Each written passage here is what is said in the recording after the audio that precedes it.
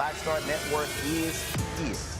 Hold no punches. I'm real revolutionary right now. Black power. Support this man, Black Media. He makes sure that our stories are told. Thank you for being the voice of Black America, Roland. Stay black. I love y'all. All momentum we have now, we have to keep this going. The video looks phenomenal. See, this difference between Black Star Network and black-owned media and something like CNN. You can't be black-owned media and be scared. It's time to be smart. Bring your eyeballs home. You dig?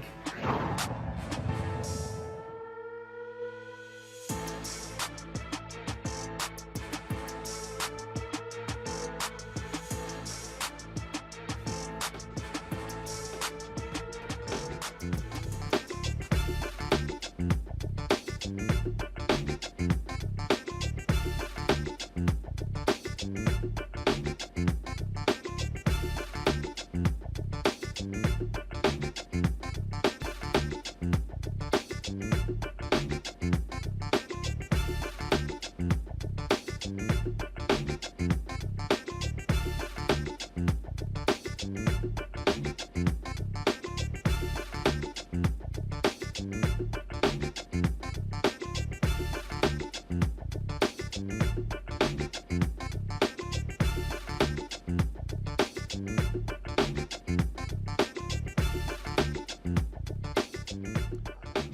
is Thursday, May 18th, 2023, coming up on Roland Martin Unfiltered, streaming live on the Black Star Network. A white Republican in North Carolina stands up and literally asks one of the most racist questions to a black lawmaker you've ever seen. We will talk to that brother about the sheer stupidity and the bigotry that took place yesterday on the floor in North Carolina, and is not a shot from the Republicans in that state. Also, chaos on Capitol Hill, where you have that crazy fool Jim Jordan, his committee on weaponizing the FBI. Oh my God. Just, you want to see stupidity? We'll show you that level of stupidity. Also, Marjorie Taylor Greene, a white supremacist, getting mad because she got called a white supremacist. Now she's like, oh, the big scary black man threatened me. Lying her ass off as usual. We'll talk about Congressman Jamall Bowman and Marjorie Taylor Greene. Plus, Congressional Black Caucus had their Democracy Summit last week. Congressman Stephen Horsford, chair of the CBC, will be joining us right here on the show. Bowman will also be on the show as well. Plus, we'll get an update in the case of Delaware State University. Those women's lacrosse team were pulled over by the cops. The lawyer will tell us what's going on in that particular case. Y'all, it's time to bring the funk. I'm Roland Martin Unfiltered on Haitian Flag Day on the Black Star Network. Let's go. He's got it. Whatever the miss, he's on it. Whatever it is, he's got the scoop, the fact, the find. And when it breaks, he's right on time and it's rolling. Best believe he's knowing. Putting it down from sports to news to politics. With entertainment just for kicks, he's rolling. It's on Go Roll, y'all. It's Roland Martin, yeah. Rolling with Roland now. He's funky, he's fresh, he's real, the best, you know he's Roland Martin now.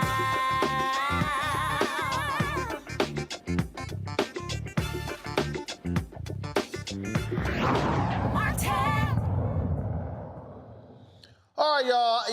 I've long told y'all about the racist Republicans in North Carolina.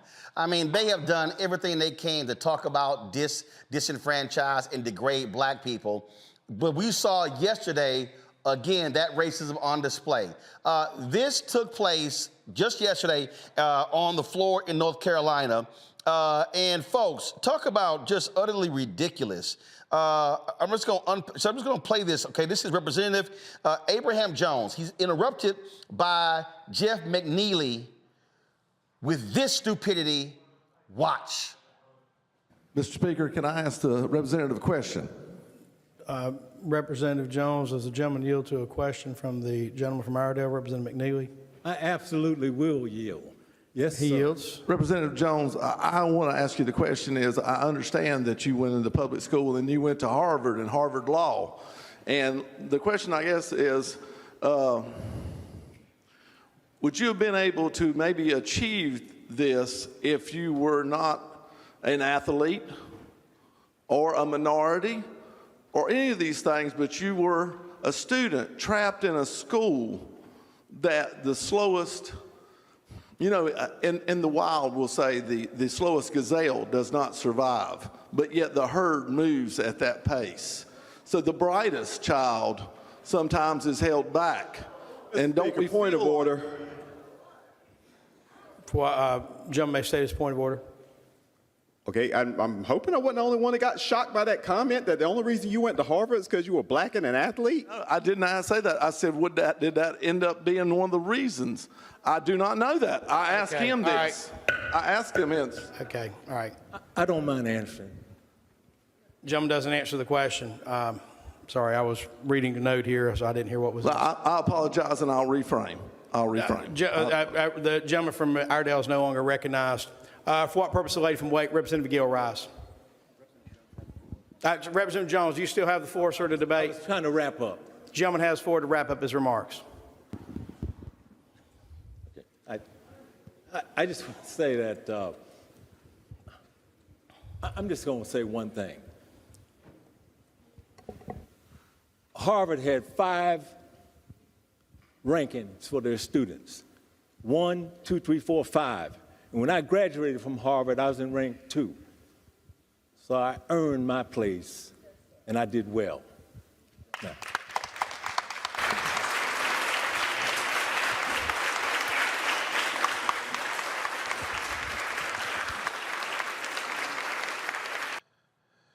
Ooh, all right, y'all. Ooh. Okay, so later, the white racist who asked the question released this statement. I respect Representative Jones. I think he's a great legislator. I think he's a great man. What I tried to ask or say did not come out right. That happens a lot, and I apologize. North Carolina Representative Abe Jones joins us right now from Raleigh. Representative Jones, when this fool says, oh, it didn't come out right, that happens a lot. No. It came out exactly like you often say it, and we know exactly what happens because I think all of us have experienced that from some white bigots. You want me to respond? Oh, yes. Go right ahead. Well,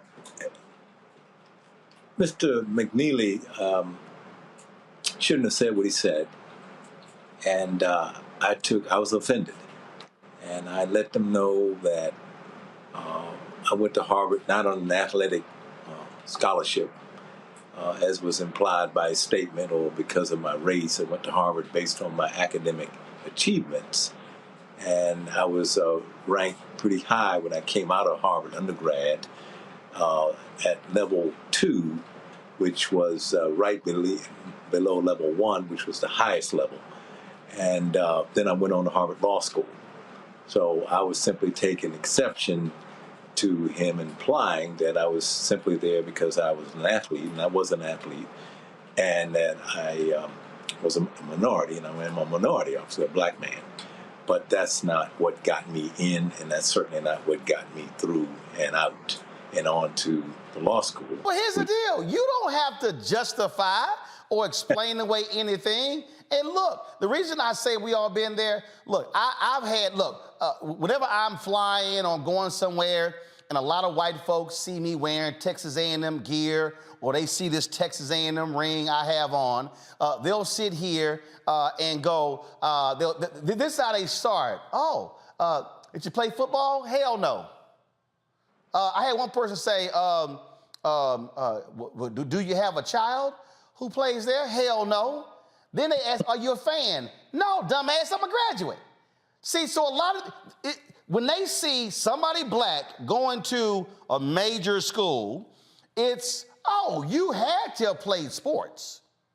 That had to be how you got in. Yes.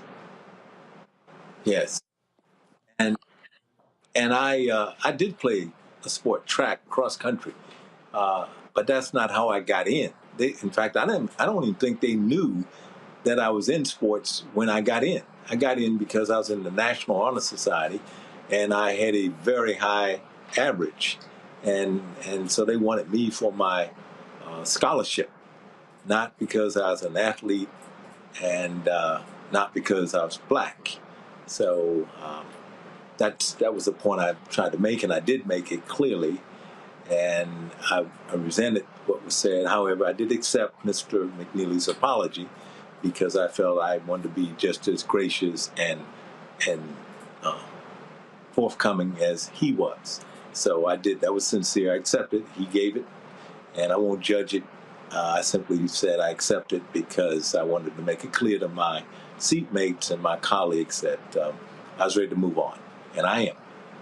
Well, look, you way better than me. I mean, I get the whole deal with accepting, but let's be clear here. We're talking about a Republican Party that has done a significant amount of work to disenfranchise black folks. We have seen them with voter suppression. We've seen them with voter ID. We've seen them with racial gerrymandering. We have seen them with a federal panel rule that was a laser-like precision to target black folks when it comes to voting in early voting. And so it's not like the North Carolina Republican Party is a friend to black people. I agree with you on that. I think it's been a bad environment here this year in particular. I think more is to come. I expect that there are going to be some voting requirements now that the Supreme Court, which shifted from Democrat to Republican in the last election in 2022, will now allow the legislature to set some rules about voter ID. And frankly, I'm waiting on the voter ID requirements because I want the voter ID to be free, since we can no longer challenge it because the Supreme Court, the big Supreme Court, has sent it all back to the state Supreme Courts. And so we must fight on and make sure that the voting privilege and right of our people is protected. The atmosphere is now that it's open season that they can put in these requirements, and we need to keep on struggling in the legislature. We're in the minority, and but that doesn't mean we don't have a voice and a vote, and I plan to exercise mine. Were his fellow Republicans embarrassed by what he said? Yes. I will say this. Half dozen or more of them came to me privately and expressed concern and apologized for him, actually. So I did appreciate that. Yes, they were. Some were. And I suspect many were. Because yes. Go ahead, I'm sorry. No, and I believe those were sincere, and I took them as such. It doesn't change the climate, doesn't change the problem, but they did come to me and apologize in his behalf. It is the thing here is that, look, I say this all the time. We're living in a social media era where folks got phones and everything. Many of these bigoted folks are showing us exactly who they are with their comments. And frankly, I've said this, that Donald Trump has opened the door for these folks to say whatever they want, do whatever they want, and the stuff that they had been said privately, they now say publicly without any blowback whatsoever. I also saw a tweet from the head of the North Carolina Democratic Party, who said the last time this guy ran, he ran unopposed. That's not going to happen next time. This, to me, is part of the problem why you have Republicans with a supermajority in North Carolina, a supermajority in Tennessee, is because oftentimes they are running unopposed. In order to defeat these people, they must face opposition every single election. I don't disagree with that. I think that's absolutely true. And we hope to field someone in every district next time. I will say out in that area, however, when you drive through on the interstate, by the main Interstate 40, there's a big Confederate flag that flies at maybe someone's private property, but it kind of sends a message to you that you're in a different sort of country. And I'm not trying to say everyone there feels that way, but certainly that's flying by the highway. And so, but we still should fight, even in districts where we may be outnumbered, to send a message you just made. And I believe we will going forward. And I hope we will. We have to stand up even when the numbers don't favor us, because we do have a voice. And it makes a difference because people like you will cover it, and it'll be covered. And I believe that I've ended my remarks this way on another matter. The wind they have sown, you've heard that expression, you sow the wind, you reap the whirlwind. Well, the wind has been sown and the whirlwind's coming. And I believe that the whirlwind will be in the form of our votes, and we must continue to be vigilant and to be strong. And that's what I plan to be. All right, then. Representative Jones, we appreciate it. Thanks a lot. Thank you. All right, I'll discuss this next to my panel. You're watching Roland Martin Unfiltered right here on the Black Star Network.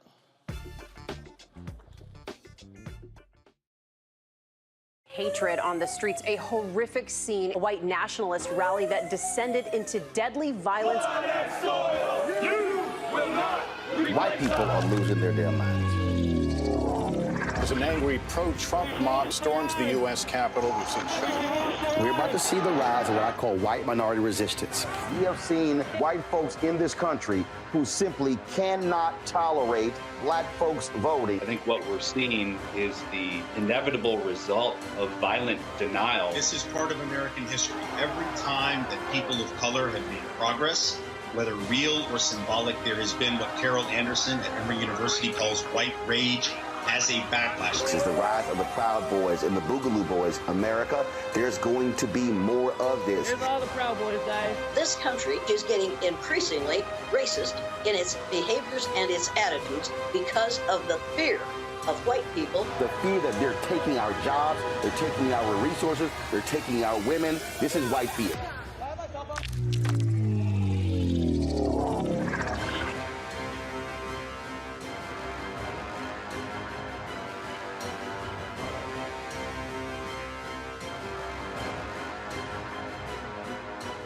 Black Star Network is here. Oh, no punch! I'm real revolutionary right now. Thank you for being the voice of Black America. All momentum we have now, we have to keep this going. The video looks phenomenal. See, this difference between Black Star Network and black-owned media and something like CNN. You can't be black-owned media and be scared. It's time to be smart. Bring your eyeballs home. You dig? Hi, I'm Anthony Brown from Anthony Brown and Group Therapy. Hi, I'm BB Winans. Hey, I'm Donnie Simpson. What's up? I'm Lance Gross, and you're watching Roland Martin Unfiltered.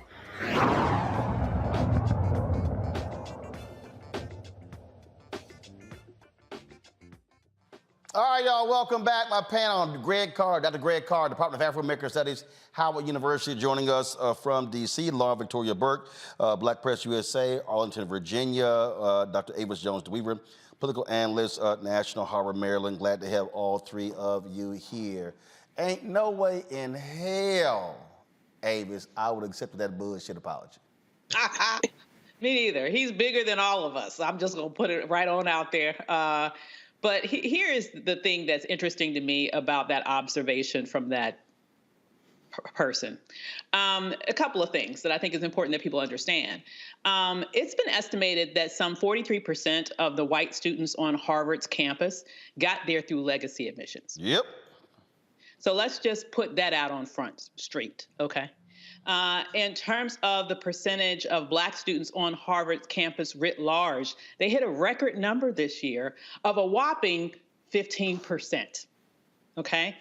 And one is, even if one were to say 100% of them were admitted via affirmative action, which, by the way, I don't think there's anything wrong with affirmative action. That's the least that we can get, given all that we've given this country. But if you were to make the argument that 100% were admitted via affirmative action, that's 15% of the entire population versus 43% of the people that are there, the white people that are there, did not get there based on their own merit, did not get there based on their grade point averages, did not get there based on their own personal intelligence. They got there because their mama, their daddy, their granddaddy, their grandmama, somebody in their family line went there. So if we want to talk about unfair admission to Harvard University, we need to look no further than the white population. Well, absolutely. And the thing that just always cracks me up, Lauren, is a lot of these white folks, they automatically assume that, oh, you got in because of affirmative action. And they always just operate as if they have impeccable credentials. Remember when you had the girl, I forgot, Sarah, Mary, whatever the hell her name was, the Fisher girl, who sued the University of Texas. She was mad because she blamed the black and Latino folk as the reason she couldn't get in. Well, when they actually pulled the research, they showed it was a whole bunch of white folks who had lower test scores than her who got in, but they did more stuff than just take a test. And again, this is what they do. They see us and they automatically assume, yeah, you're only in here because you played ball. Well, yeah, the entire construct is you can't be smarter than we are. And you remember Donald Trump was, trying to in some way insinuate that Barack Obama's Harvard degree was not legit, which of course was all a bunch of nonsense. And then meanwhile, his son-in-law, they're all legacy. They got in because they, their last name, just to Avis's point. Abe Jones was real chill there, real chill. My energy is the Robert Reeves guy that got up and interrupted Neely, right? Reeves gets up and interrupts Neely and wants to go off, and everybody tells him to calm down. I actually think that with these things, we shouldn't calm down. You know, Donald Trump has made it fashionable again to be openly racist. Donald Trump has made it fashionable again to say things are outrageous right in front of everybody. And that is part of what this is from. And I think the other part of it is just that Rep. Neely is just a dum-dum. You know, I don't think there's anything much deeper than that, other than the obvious, you know, idea in everybody's head, you know, that does these types of things, that you can't possibly be better than me and you can't possibly be smarter than I am. And so there must be some other reason as to why you're here and you went to Harvard. Of course, that sticks in his craw that this guy went to Harvard. Why did this even come up in the first place? But you were right, Roland, to tell Rep. Jones, he doesn't have to explain himself. You know, you don't have to explain yourself to these people. They want you, you know, in this sort of defensive posture of having to explain your credentials. You don't have to explain anything. That's all a bunch of nonsense. Yeah, and the thing here, Greg, this happens in so many areas. And then what happens is, for a lot of us, this is where the phrase imposter syndrome comes in, where we feel a need to, again, explain. One of the best examples ever, oh my God, he's an attorney out of Chicago. Why is his name escaping me right now? And oh my goodness. So my man is about 5'4", 5'5". I played golf with him. I can't believe his name escaped me. I'm gonna remember it in a second. So he gets on a plane. He's in first class. And so white guy sees him and Peter Bino. White guy sees him and he goes, "Well, you're not tall enough to play basketball. You're not big enough to play football. So how are you in first class?" Oh my God. Now, mind you, Peter is like a $2,000 an hour attorney. Peter was one of the minority investors in the Denver Nuggets a couple decades ago. Peter, without missing a beat, Greg, says, "I'm the biggest drug dealer in Chicago." Pulls out his Wall Street Journal, pops it, crosses his leg, and starts reading it. And the dude is sitting there, face is frozen, and Peter didn't say nothing for the rest of the flight. Peter was not, bruh, that's one of the best stories I've ever heard. Like, okay, so you want to wind up sitting in first class? I'm about to scare the hell out of you. That's the brother, if memory serves me correctly. I haven't heard that name in years, Roland. That's the cat that wear the bow ties. He used to wear the bow ties a lot, I think. When he was on, yeah. The only better response to that would have been to ignore him. I think Asa Hilliard said this years ago. He said a little boy was called into the principal's office after he had scored a perfect score on a test. And the principal asked him, the white principal asked this little black boy, "You know, they say you're a genius. What makes you think you're a genius?" And the little boy said, "Well, maybe the fact that it never occurred to me that I would ever answer a question like that." You see, the problem we see here is not Jeff McNeely, it's Abraham Jones. Brother, you don't have, as you try to tell this man, you don't have to explain anything to him. But let's just spend 60 seconds on Jeff McNeely. Jeff McNeely, who's the president and owner of a feed company, G&M Milling Company, founded in 1957, 7 years before he was born. Jeff McNeely, a 1986 graduate of North Carolina State. His only degree, by the way, because after that, he went into the family business. See, Avis is right, Doc, you're right. We're going to talk about affirmative action, just 5 minutes, because they're getting ready to get rid of affirmative action in the next couple of weeks. The Harvard case, they're going to get rid of it there in North Carolina. But let's talk about what the real affirmative action is in this country, which is whiteness. Jeff McNeely. Jeff McNeely, who after running the family business that he inherited, there looking silly in his Pee Wee Herman get-up. Jeff McNeely, who then was put on the county planning board, served for 4 years there in the county he represents, then ran for county commissioner and lost. So what happened? They eased him back on the county board for 12 more years. Then he ran for county commissioner finally and won. in 2016, Jeff McNeely, who's in the legislature in North Carolina because the governor appointed him to replace a retiring legislator in 2019. Jeff McNeely is the face of affirmative action. You know what affirmative action is in this country? You said it, David. Whiteness. This man, when he asked that question, I would have completely ignored him. But here's where we come down to the real problem. Maybe the Supreme Court will endorse this independent state legislature business coming out of North Carolina, the Moore versus Harbor case. Maybe they won't. Now that they flipped it, thanks to this traitorous Democrat woman who's running as a stealth Republican comes in and flips the legislature. But the point is this, brother, you can't make them like you. You can't answer a question. You can't be cordial. You can't be gracious. These white boys playing for keeps.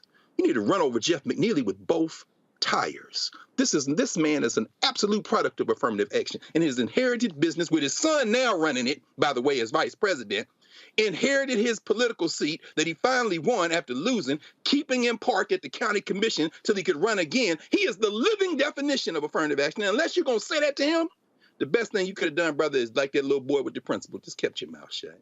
I mean, look, I get the whole idea of, this is what these lawmakers, they kill me with the whole collegial and, you know, we get along and, you know, the gentleman, the gentle lady, and all of that. See, that ain't me.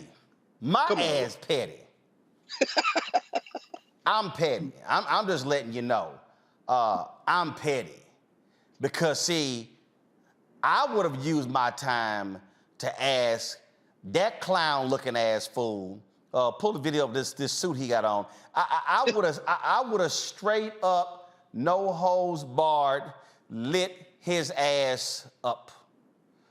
I would have said, Representative, would you mind pulling out your high school transcript?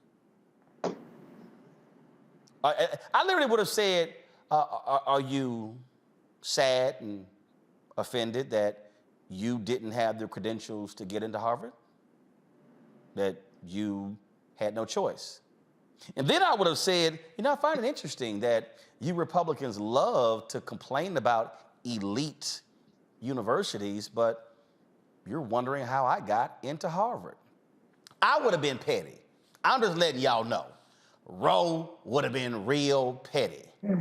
Just like I was petty at Texas A&M when we had a speech communications class and my topic was affirmative action, and I got real petty with the class. And I'd had some white classmates, white boys and white girls who did not agree with it. And I said, let me ask you a question. To the students in the class, how many of your mothers own businesses? So hands went up. And I said, I'm curious, how many of your mothers have contracts with school district, the city, the county, the state? Hands went up. I said, well, congratulations. All of you are having your tuition paid by affirmative action. I said, because the greatest beneficiary of affirmative action, white women. Then they all froze. They were like, no.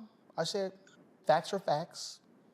I said, now you might want to thank black people because the reality is, I said, your white racists from Virginia, they thought that they could kill the '64 Civil Rights Act by putting women into it, but that actually got them more votes. I said, so it's really because of black people that your mama got those contracts because we're the ones who actually fought for it, because it was President Lyndon Baines Johnson who gave the speech at Howard University where he talked about taking affirmative action and said that's where it started. It wasn't with Richard Nixon. Of course, it was Arthur Fletcher who came in on the Nixon administration and moved it forward. I said, so all of y'all who are sitting in this class whose mamas have governmental contracts, you should be thanking black people because affirmative action is how your mamas got their money. That's how petty I got. And this is how we, see again, I ain't explaining, justifying nothing to nobody. I ain't justifying nothing to black people. I damn sure ain't gonna justify nothing to anybody white. You're not gonna sit here and question, how did I achieve this? How do I achieve that? I mean, I'm just not going to do it. And you're not going to also think that you can talk to me in a language that I understand. Last point before I go to the break. So the previous house I lived in, 10,000 square foot, 4.5 acres. And so we move in, got my 6 nieces, they're in the driveway, you know, shooting baskets and everything like that. So a white guy next door decides to come by and be neighborly. Now let me be real clear with y'all. I don't like neighbors. I don't want to talk. I see people and talk to people every day. I don't want to talk to nobody when I get home. I just really don't. Some of y'all may like neighbors. I don't want to see nobody. That's why it was 4.5 acres. I wish the damn thing was 5 acres with a big ass fence. I don't want to see nobody. So he just moseyed his ass over and he decides to sit here and he's talking. And I'm sitting here like, why is he talking to me? And so then one of my nieces walks over and says, hi, I'm so-and-so. I look at her like, did nobody ask your last come here and give your name? I'm like, go back. So then all of a sudden at one point then he starts describing, now mind y'all, first of all, there were multiple $1 million houses in this area. The house was $1 million, it was $1.2 million. This fool goes, yeah, this is a nice hood. Now, I was tolerating his ass.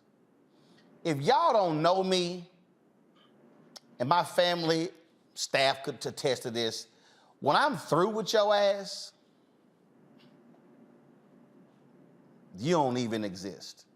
You could be standing here shouting, you don't exist to me. That's how petty I got with homeboy. At some point, we are going to understand when you're dealing with bigots, you're dealing with people who think that's how they're gonna talk to you, you don't give them any of your energy. You actually make them feel so small by either cussing them out, ignoring them, or making them feel real petty. That dude in North Carolina, absolutely, was a bigot with his statement. And he would have got all of my pettiness. I'm just saying. Gotta go to a break. We come back. We're gonna be talking with Congressman Stephen Horsford, Congressman Jamaal Bowman, dealing with that white supremacist Marjorie Taylor Greene. A lot of stuff to cover. Then, of course, we got that other fool, Jim Jordan, on the hill, where Stacey Plaskett had to put his ass in his place. Y'all, we got a whole lot to cover right here on Roland Martin Unfiltered on the Black Star Network. You two folks, hit that like button. We should easily be over 1,000 likes right now. Also, download the Black Star Network app, Apple phone, Android phone, Apple TV, Android TV, Roku, Amazon Fire TV, Xbox One, Samsung Smart TV. Join our Bring the Funk fan club. Your dollars make it possible to do what we do. Check your money orders. Go to P.O. Box 57196, Washington, D.C. 20037-0196. Cash App, $RM Unfiltered. PayPal, R Martin Unfiltered. Venmo is RM Unfiltered. Zelle, Roland at RolandSMartin.com. Roland at RolandMartinUnfiltered.com. And of course, get my book, White Fear, How the Browning of America is Making White Folks Lose Their Minds. Available at bookstores nationwide, Amazon, Barnes & Noble, Target, Books A Million. Download your copy on Audible. We'll be right back. That was a pivotal time. I remember Kevin Hart telling me that. He's like, man, what you doing, man? You got to stay on stage. And I was like, yeah, well, you know, I'm young, thinking, like, I'm good. And he was absolutely right. What show was you at the time? This was one-on-one. Got it. During that time. So you're doing one-on-one, going great, you making money, you like... I'm like, I don't need to leave. I don't need to leave from, Wednesday, Thursday to Sunday. I didn't want to do that. It was just like, I'm going to stay here. Or I didn't want to finish work Friday, fly out, go do a gig Saturday, Sunday. I was like, I don't have to do that. And I lost a little bit of that hunger that I had in New York. I would hit all the clubs, running around. Sometimes me and Chappelle or me and this one or that one, we'd go to the Comedy Cellar at 1 in the morning. And, that was our life. We loved it. You do 2 shows in Manhattan, go to Brooklyn, leave Brooklyn, go to Queens, go to Jersey. And I kind of I got complacent. I was like, I got this money, I'm good. I don't need to go chase that, because that money wasn't at the same level that I was making, but what I was missing was that training. Yes. Was that.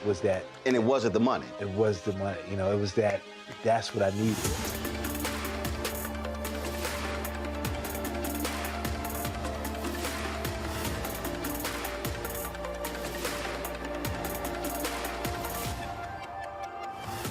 Next, right here on The Frequency, the woman they call the Gifted Eye, hip-hop celebrity photographer, Corey Soldier. She's the master storyteller that captured the history of hip-hop through the lens of her camera. Tupac comes out, the next thing you know, you didn't know who they were at first. You just seen all these dudes just come rushing the stage.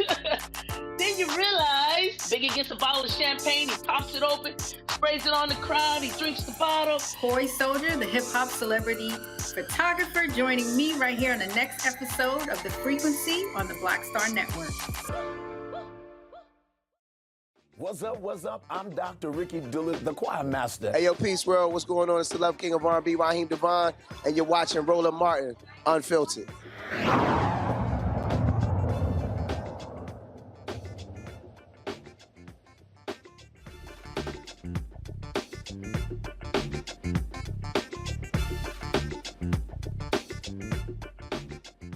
All right, folks, shout out to all the folks, the Haitians. Today is Haiti Flag Day. Of course, my maternal, paternal ancestors migrated from here, from Haiti, so I want to shout them out. That's why I'm rocking today's freedom shirt. All right, y'all. And, of course, the previous outfit I had, that was the fabric that I was given when I was in Liberia that I had made here. All right, let's talk about the sheer stupidity on Capitol Hill. All right, these Republicans and their weaponization committee actually tried to act like they had these two whistleblowers, these FBI whistleblowers, complaining about how they've had security clearances taken from them. Well, it's also because, let's just say, they were aligned with the January 6th white domestic terrorist. So, so the Republicans interviewed them, did not share the information with the Democrats, and then got an attitude, and then one of the witnesses was like, well, I don't want to meet with the Democrats, but then he's going to testify in open court, and Jim Jordan like, well, it's up to the witness. When the last time y'all heard, leave it up to the witness to decide who should get their testimony? Well, Congresswoman Stacey Plaskett, she wasn't having it. They give us the bare minimum notice for hearings, no subject indicated. We learn who the hearing witnesses is from British tabloids. That's not normal in the House of Representatives. One must wonder, are Republicans scared of giving us the information so that we can do our own due diligence on these conspiracy theories, these ideas that they want to put forward?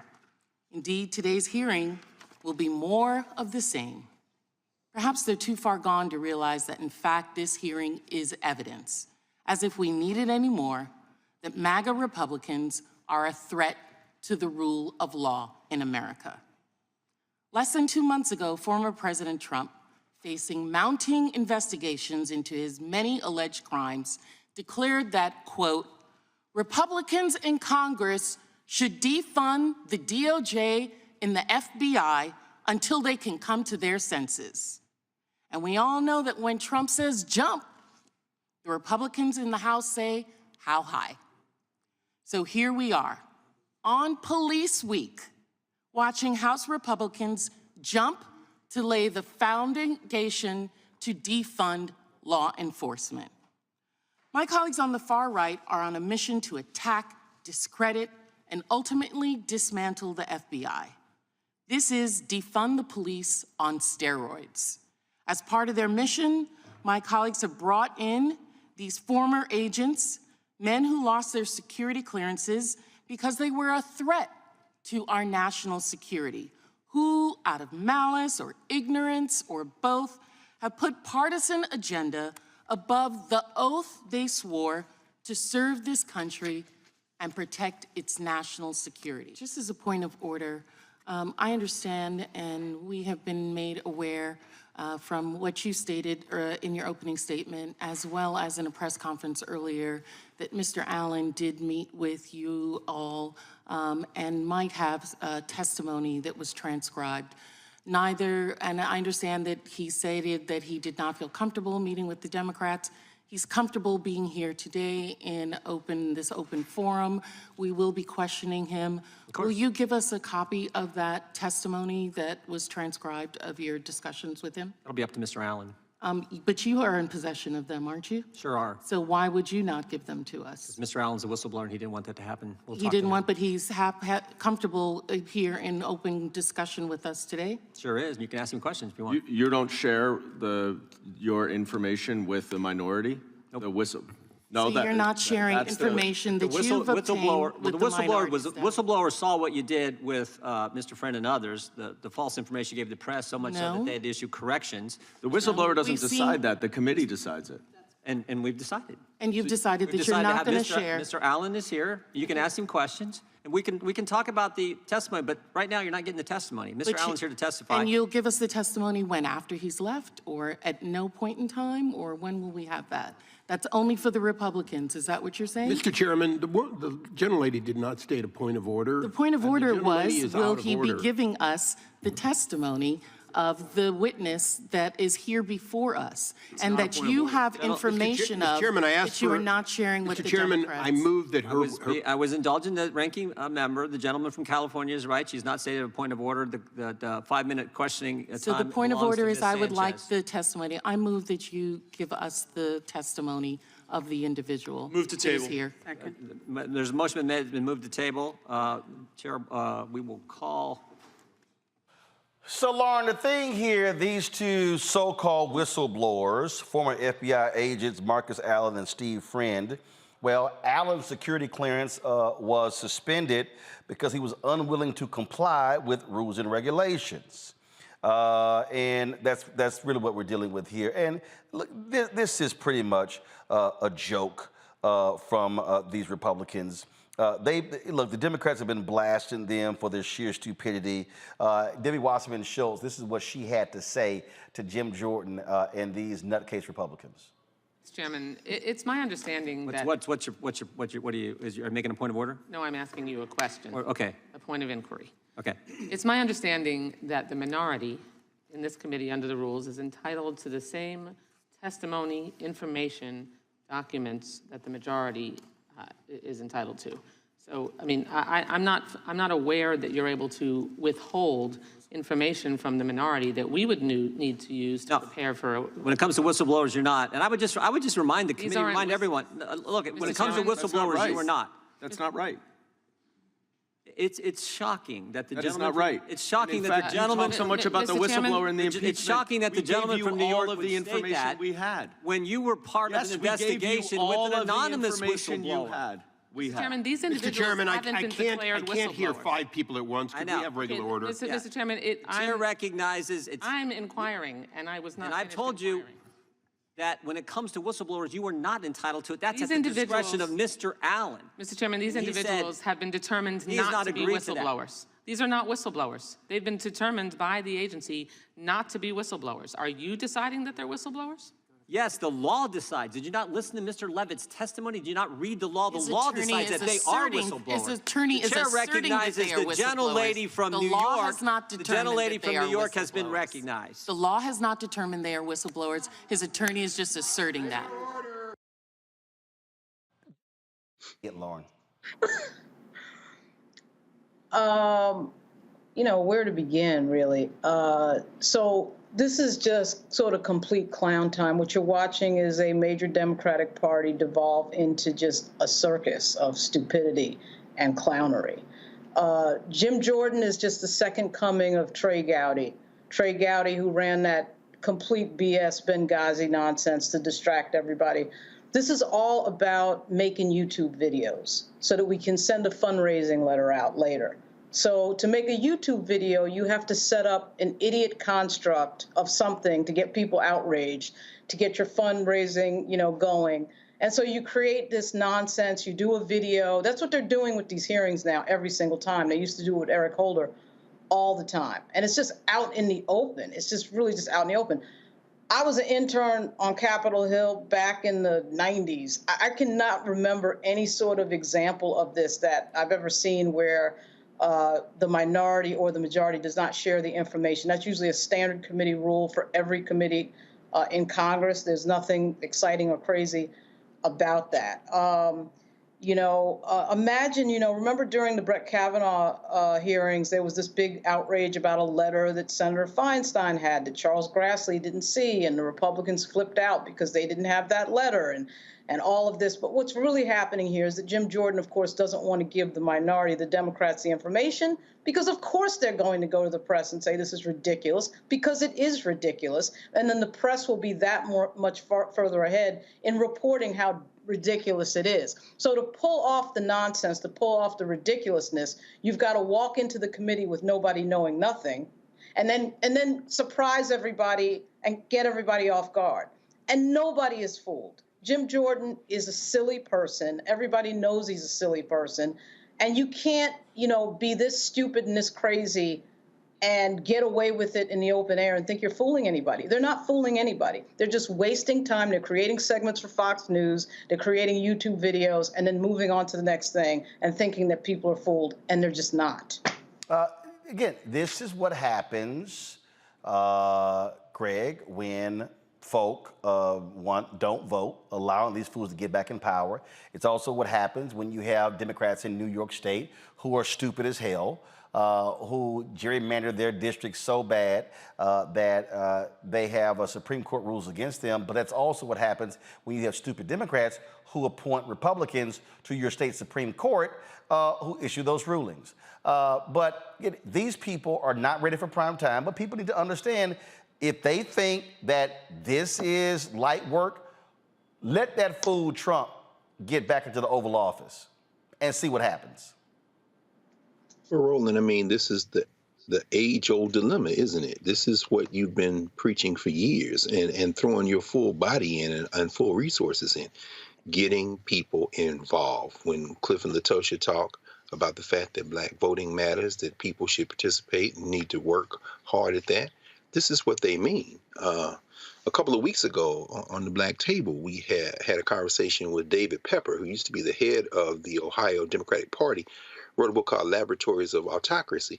And he talks about that fool that we just saw, Jim Jordan, spelled G-Y-M, of course, as people in Columbus, Ohio, at Ohio State University, who that blind eye hillbilly is. And he talks about the fact that voter turnout is what allows this fool to continue to come back to the federal legislature and fight arguably to be the dumbest member of the federal legislature since the beginning of the damn United States Congress. But it's the voter turnout. People need to wash them away. I just came back from Philadelphia last week. Voter turnout in the Democratic primary for mayor was abysmal. And, we saw what happened to Gary Chambers in Louisiana, and we all know, Mike Epstein in Louisiana, Mississippi, of course, and young Dan Cameron now. We got to be beset with him in a potential governor battle with Andy Beshear in Kentucky. When you stay home, this is what happens.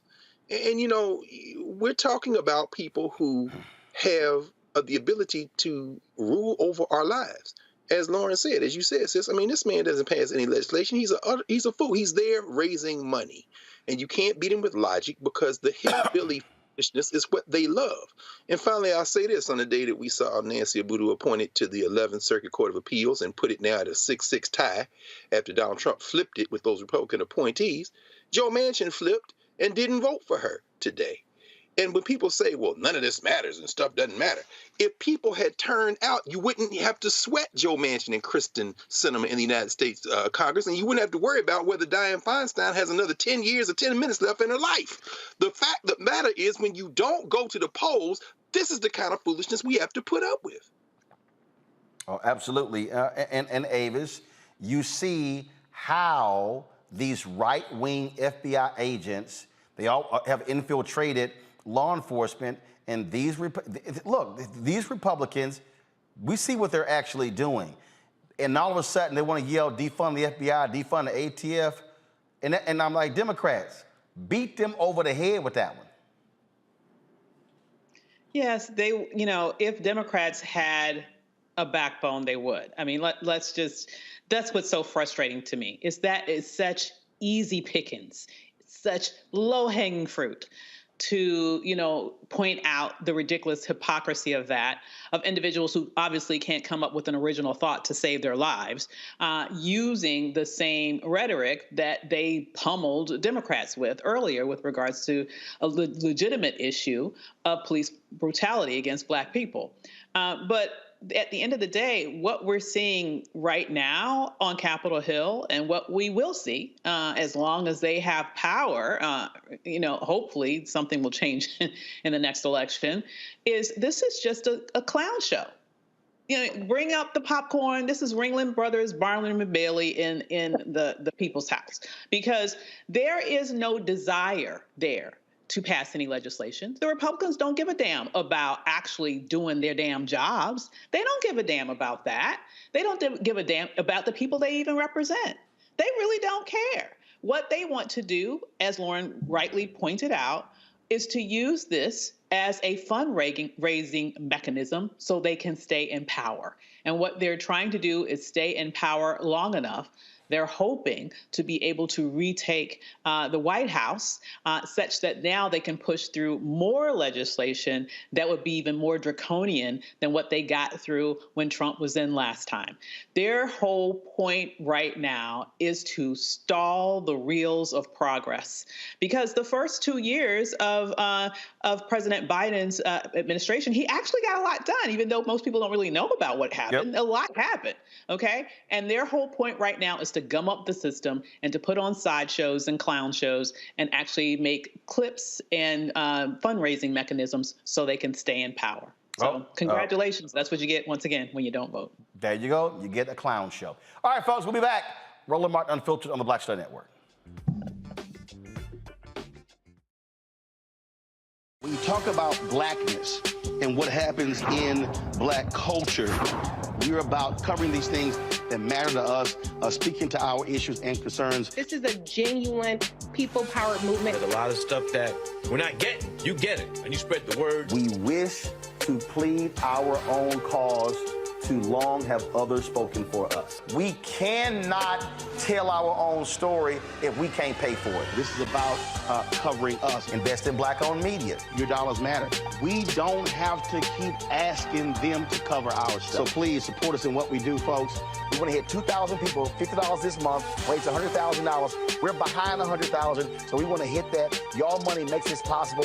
Check some money orders. Go to P.O. Box 57196, Washington, D.C. 20037-0196. The Cash App is $RM Unfiltered. PayPal is R Martin Unfiltered. Venmo is RM Unfiltered.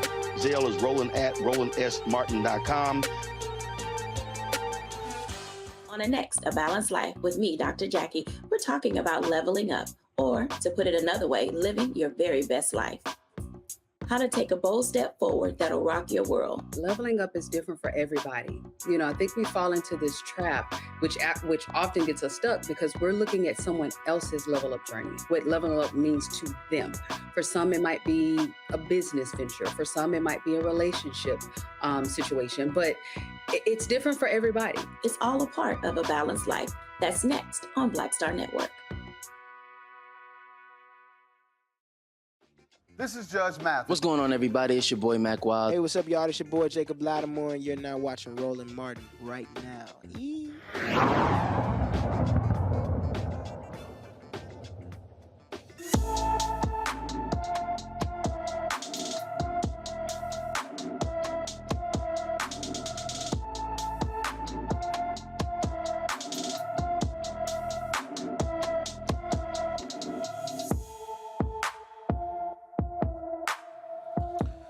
Zakira Carter has been missing from Fort Pierce, Florida since May 9th. The 15-year-old is 5 feet 5 inches tall, weighs 130 pounds, with black hair and brown eyes. Zakira has several piercings in her nose, tongue, and ears. Anyone with information about Zakira Carter should call the Fort Pierce, Florida Police Department at 772-467-6800, 772-467-6800. A Springfield, Missouri teacher is out of a job after being recorded using the N-word repeatedly in her classroom. A student actually recorded this. This is what was recorded. The word at all, but it I don't know. It feels like when when a black person is using it towards another black person, it's the same. How is it not still a derogatory word? Derogatory, but you don't I don't know. I don't get it. I mean, I kind of slave owners used to call them that, so it's just like a. So how does right, but are you? And is the word nigger not allowed to? Okay, I'm gonna say right now, as a teacher, if you want to keep your job, this isn't a threat. I'm not calling anyone. No, I understand. I can say the word. It's not. Mr. Bowman. Why are you saying? No. Bowman, I'm trying to say, like, as a student. Now, the unidentified Glendale High School teacher was recorded again saying the N-word repeatedly in the classroom. The teacher noticed 15-year-old sophomore Mary Walton recording and asked her to stop recording. She was suspended for using her phone in class. Now, Walton's family retained an attorney to try and get the suspension lifted. The teacher, who was initially placed on leave, resigned. The Glendale High School principal, Josh Groves, sent a letter to staff and families addressing the language used by the teacher. This is what he wrote, quote, "We know a Glendale teacher using offensive, derogatory language during class today. A video of the comment is being circulated and we have received several calls from concerned parents. I want you to know that the comments expressed in the video are inappropriate, inexcusable, and do not meet the professional standards for Springfield Public School employees." Now, I've heard other folks have debates and conversations here, Greg, that this was actually a teaching exercise. And so, one, your take on this, and can there actually be a teaching exercise where the word is used? I think so.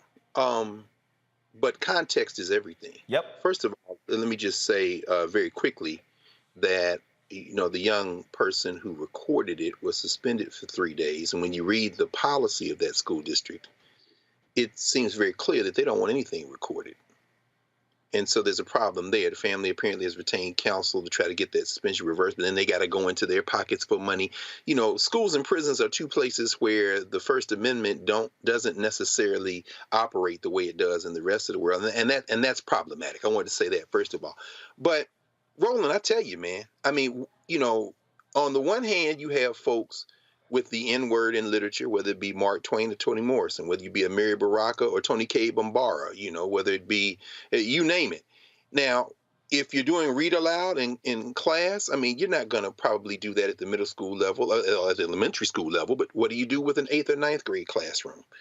What do you do in a situation where it is in the literature? Now, if you are a teacher, finally, what do you do when a student uses that word? As we probably all know and have heard in the class, in the hallways, that word often flies with reckless abandon. What do you do when it comes out of the mouth of a young person of African descent or a non-person of African descent and everybody starts giggling and then you come in and say you can't use that? Finally, as an adult in the classroom, if you're a teacher, I don't think it's ever appropriate for you to use the word in a kind of bannering free way. But what I heard on that tape, what I heard on that recording was a teacher who shouldn't have used the word, but whose defense may very well be we were having a free-ranging conversation about the word's usage. And that becomes a gray area that sometimes is very difficult to parse. Jacques Berlinnerbaugh wrote a book called Classroom Confidential, and he said there are often very unfortunate things said in a classroom. But depending on the context and the intent, it could be that the intent was not to be racist, but to push a dialogue. I'm not defending the teacher. I'm just saying that that's a call that as a teacher, I try very hard not to ever put myself in a position to try to make. Avis? It seemed to me as if it was very clear that he was offending the Black students in that room. And it really came off to me that this is another one of those arguments that you hear oftentimes by what I find to be racist white people, in which they want to have this argument about why can't I say it? Okay, that's the feeling that I got from the energy around him when he didn't know he was being videoed. I would also say that I find the statement from the school to be disingenuous, because if it was really counter to their policy, they would have fired him instead of just, in essence, giving him a couple of days off and suspending the student who did what she did to collect the evidence that she needed in order to prove what was happening in that classroom, which she found to be offensive. And so, I have to say that I just believe this is an example of the fact that our culture is continuing to get more and more and more overtly racist. People feel completely racist, not even people, racist, feel completely comfortable saying whatever the hell they want to say in this society. And this is just the latest example of this. And if there needs to be, if this is against the rule of the school should have fired him. And so my next question is, I'm wondering what they're going to do if something like that happens in the future. Lauren? Yeah, I think we're way oversensitive about everything. And in an academic setting, I think that's hugely problematic. And I think that the context that he was talking about, it was the context of when and where it's appropriate and when someone's using it and not using it. To Avis's point, sure, some of that was the discussion around the why can't we use it, which is a ridiculous discussion. But I think not just with this story, we see it in a lot of academic stories lately over the last maybe 3 or 4 years, where just having a discussion about something is in itself problematic for a lot of the folks in the room who are the students. And to me, to have a full-fledged academic discussion about something, particularly controversial issues that may come up in literature and history, you have to be able to talk about things and hear things you may not want to hear. And I think increasingly we have a very oversensitive group of people out there who tend to be a little bit younger. It's like we're back in the Victorian era with some of them, who are just sensitive about everything that comes up. Things that they don't want to hear, that they disagree with, they do not want to hear, even in an academic setting. And I have a problem with that. All right. Folks, hold tight 1 second. When we come back, we'll talk with Congressman Stephen Horsford, who is chair of the Congressional Black Caucus, about the Democracy Summit they held last week. What is their plan for this summer? He will explain. Also, we'll be joined this hour by Congressman Jamaal Bowman. Ooh, Marjorie Taylor Greene. Ooh, she a little upset because he called her white supremacist. He wasn't lying. We'll discuss it next. You're watching Roland Martin Unfiltered on the Black Star Network. On the next Get Wealthy with me, Deborah Owens, America's Wealth Coach, nurses are the backbone of the healthcare industry, and yet only 7% of them are Black. What's the reason for that low number? Well, a lack of opportunities and growth in their profession. Joining us on the next Get Wealthy is Needy Bartanilli. She's going to be sharing exactly what nurses need to do and what approach they need to take ownership of their success. So the Black Nurse Collaborative really spawned from a place and a desire to create opportunities to uplift each other, those of us in the profession, to also look and reach back and create pipelines and opportunities for other nurses like us. That's right here on Get Wealthy, only on Black Star Network.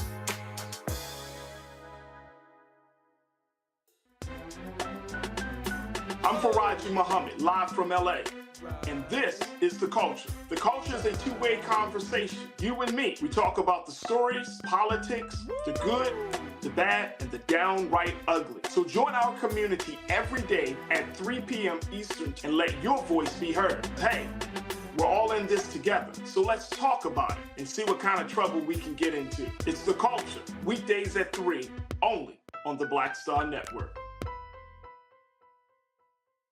It's Kim Whitley. Yo, what's up? This your boy Ice Cube. Hey, yo, Peace World. What's going on? It's the Love King of R&B, Raheem Devon, and you're watching Roland Martin Unfiltered.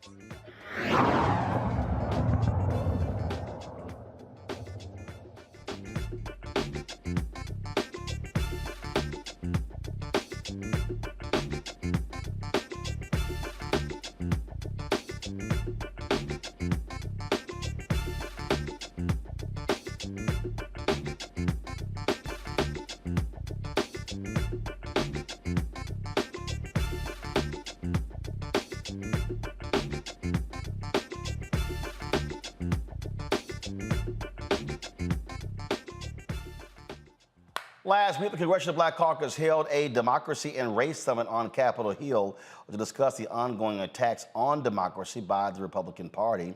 The CBC unveiled a number of legislative and legal plans to present in Congress that will recommend executive orders to the Biden-Harris administration to protect democracy and launch what they're calling the Summer of Action to Defend America around the 60th anniversary of the March on Washington for Jobs and Freedom. Joining us right now is Congressman Stephen Horsford. He is the chair of the Congressional Black Caucus Foundation. He hails from Nevada.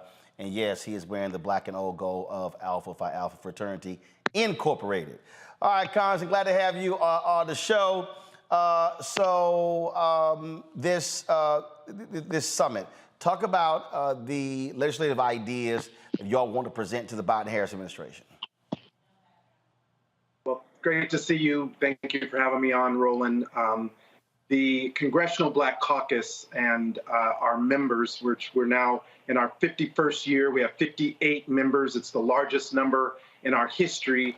And as the conscience of the Congress, we understand that in critical moments like this, when our democracy and the fundamental institutions, whether it be the courts, our schools, and the institution of voting are under attack, we felt it was important to have a national convening where we brought in over 80 participants from around the country, leaders from civil rights organizations, academics, representatives from D9, as well as historically black colleges and universities, in order to develop a strategy, a message, and our plan to mobilize. What we know is the ideologically driven Supreme Court is on track to erode even more of our rights with the Voting Rights Act and decisions regarding affirmative action, which could have far-reaching effects on all types of racial-based policy, not only in higher education,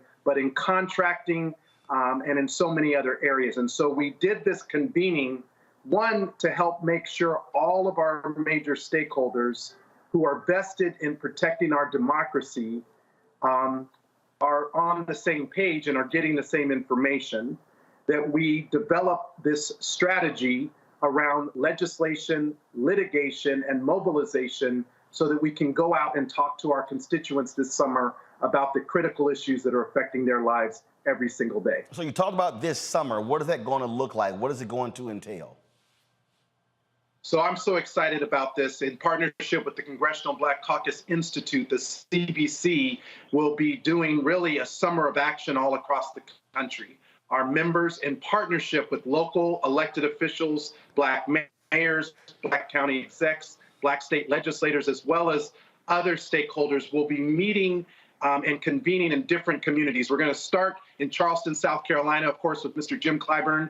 At the end of this month, we'll be in Nashville with Representatives Justin Jones and Justin Pearson to bring attention to the expulsion of those two young men and their special elections that are upcoming. We're going to go to places like North Carolina, where the Supreme Court there just announced racial-based gerrymandering. And we're going to go into places like Florida and Texas, where there are attacks on blackness, on being black, not only against our colleague Representative Jamall Bowman, but on the eroding of black history, banning of black books, and denying of the very existence of black people. So we're taking this issue directly to our people to galvanize the movement and to make sure they know the work that the Congressional Black Caucus is doing every single day in the House of Representatives. Okay, are these events going to be live streamed? Will people be able to watch the proceedings? Absolutely. I look forward to partnering with you and other media outlets to make sure that folks can participate and engage. We're going to do this locally. This is not something the CBC is coming in and doing to communities. We're partnering with communities. So in some cases, we'll be doing roundtables. In other places, we'll be doing town halls or rallies. We're going into Chicago in the early parts of June with Representative Robin Kelly. And we're going to make sure that there's always a seat at the table for young people, particularly young black men, to have their voice heard in this process as we work to defend our democracy and to make sure people know what we're fighting for. The Supreme Court may very well try to erode additional protections under Section 2 of the Voting Rights Act, but that doesn't mean that we still don't have power to make sure that our voice is heard at the ballot box. There may be attempts to weaken protections against discrimination or racism because of the decision around affirmative action, and we've seen, again, the attacks on Blackness in places like Tennessee, but we're not going to be silent. We're going to bring our voices to this fight and make sure that our constituents are heard in the process. Questions for the panel. Avis, you first.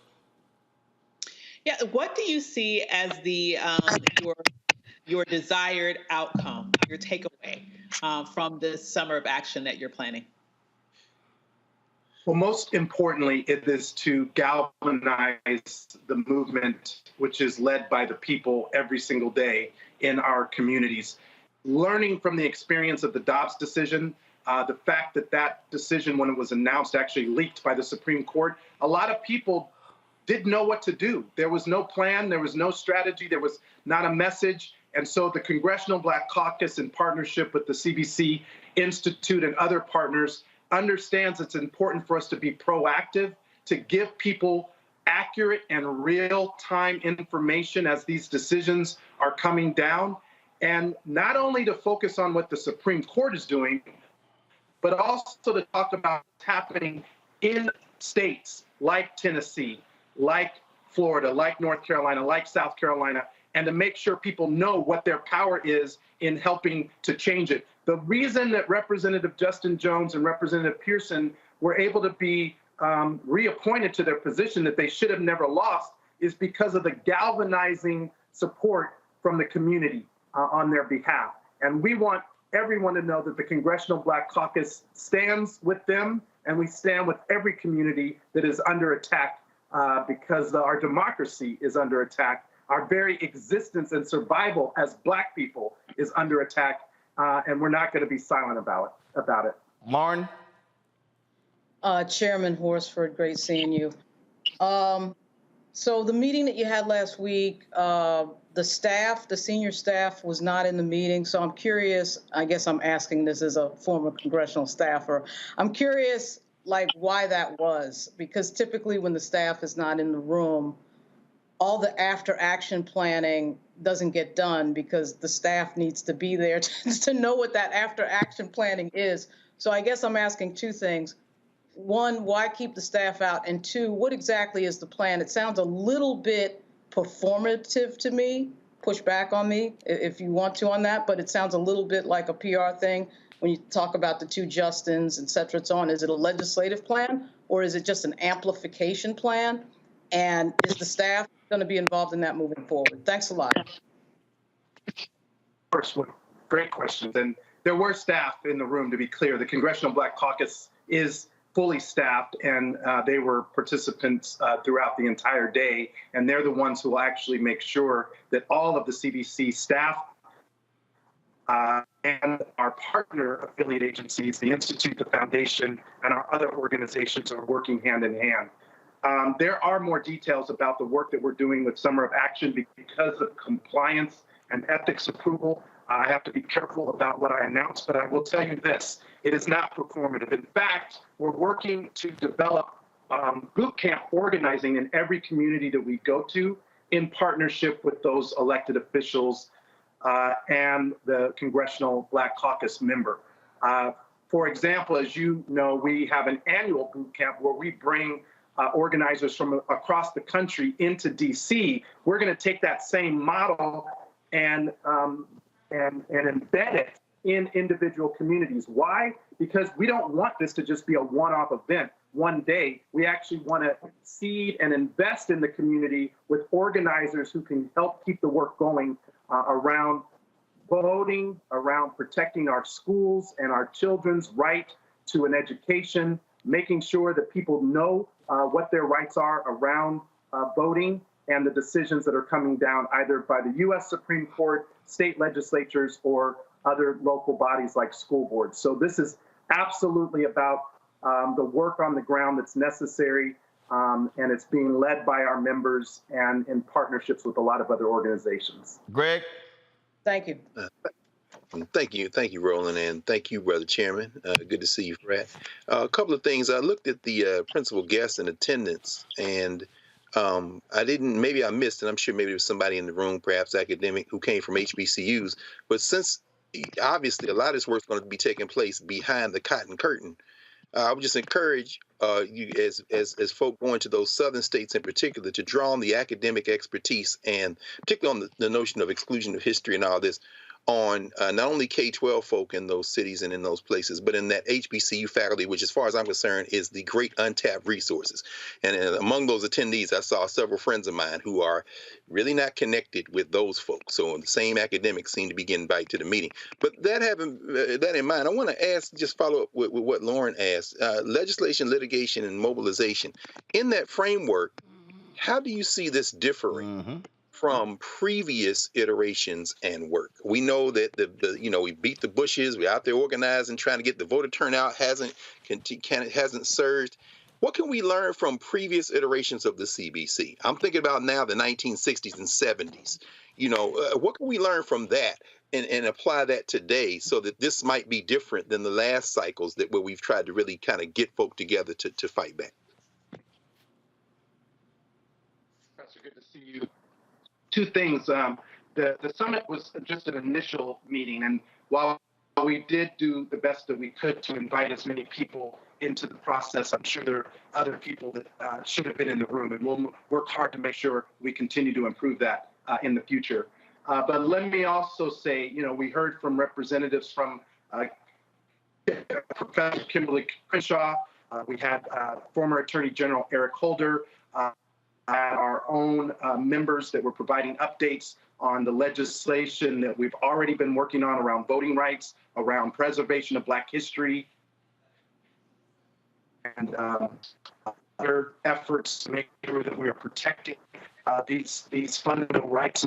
And as you said, we have to work with our HBCUs and the local communities in partnership. In some of the Summer of Action activities, we will actually be doing at HBCUs, and we'll do it in partnership with professors and students. They know they are part of the process. So thank you for that instruction and critique. I'm always open to receive input, as Roland knows. My job, and I'm going to answer your last question by saying this: it is this generation, it's our turn to carry the baton.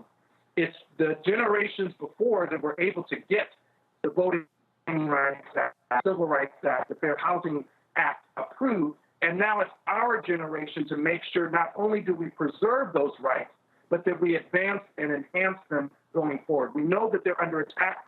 Blackness is under attack.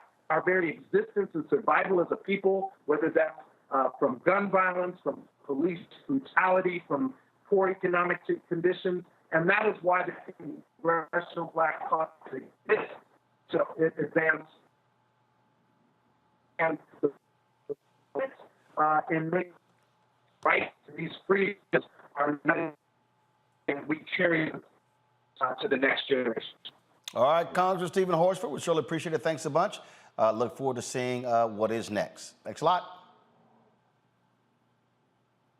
Folks, going to a quick break. When we come back, Congressman Jamall Bowman responds to that nutcase Marjorie Taylor Greene, who says, he called me a white supremacist. That's as bad as being called the N-word. Girl, bye. I'll be back. Next on the Black Table with me, Greg Carr. Democracy in the United States is under siege. On this list of bad actors, it's easy to point out the Donald Trumps, the Marjorie Taylor Greenes, or even the United States Supreme Court as the primary villains. But as David Pepper, author, scholar, and former politician himself says, there's another factor that trumps them all and resides much closer to many of our homes. His book is Laboratories of Autocracy, a wake-up call from behind the lines. So these state houses get hijacked by the far right, then they gerrymander, they suppress the opposition, and that allows them to legislate in a way that doesn't reflect the people of that state. David Pepper joins us on the next Black Table, here on the Black Star Network.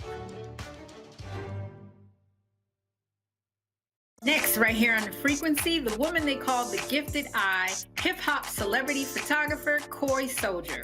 She's the master storyteller that captured the history of hip-hop through the lens of her camera. Tupac comes out, the next thing you know, you didn't know who they were at first. You just seen all these dudes just come rushing the stage. Then you realize Biggie gets a bottle of champagne, he pops it open, sprays it on the crowd, he drinks the bottle. Coy Soldier, the hip-hop celebrity photographer, joining me right here on the next episode of The Frequency on the Black Star Network. My name is Charlie Wilson. Hi, I'm Sally Richardson Whitfield. And I'm Dodger Whitfield. Hey everybody, this is your man Fred Hammond, and you're watching Roland Martin, my man, Unfiltered.